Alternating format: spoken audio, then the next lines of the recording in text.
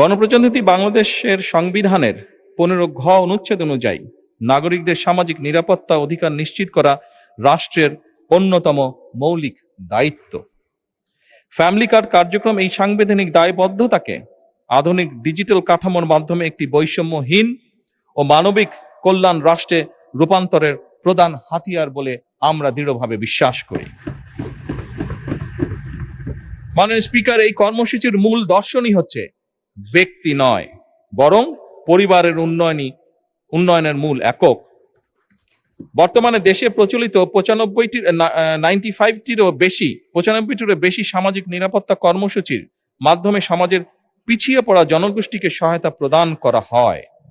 দীর্ঘদিন যাবৎ এই সহায়তা প্রদান করা হলেও দারিদ্র্যের হার কাঙ্ক্ষিত রূপে হ্রাস পায়নি, বরং আমরা দেখেছি বিগত 18 মাসে দারিদ্র্যের সংখ্যা বরং বেড়েছে, বিভিন্ন স্ট্যাটিস্টিক্সে যা এসছে। এবং জনগোষ্ঠীর পুষ্টি ও স্বাস্থ্যের কাঙ্ক্ষিত উন্নয়ন আমরা ঘটতে দেখছি না।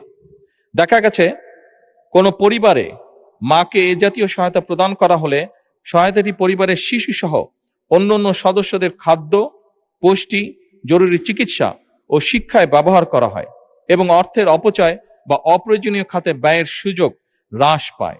এ কারণেই ফ্যামিলি কার্ড পরিবারের প্রধান নারী সদস্যকে প্রদান করার সিদ্ধান্ত গ্রহণ করা হয়েছে। একদিকে যেমন সহায়তাটি সরাসরি পরিবারের সদস্যদের খাদ্য, পুষ্টি, জরুরি চিকিৎসা ও শিক্ষায় ব্যয় হবে, অন্যদিকে ফ্যামিলি কার্ডটি পরিবারের নারী প্রধানের নামে হওয়ায় পরিবারের সম্পদের উপরে তার নিয়ন্ত্রণ বৃদ্ধির মাধ্যমে পরিবারের সিদ্ধান্ত প্রদান ও মর্যাদা বৃদ্ধি তথা পরিবার ও সমাজের নারীর এম্পাওয়ারমেন্ট বা ক্ষমতায়ন নিশ্চিত করবে।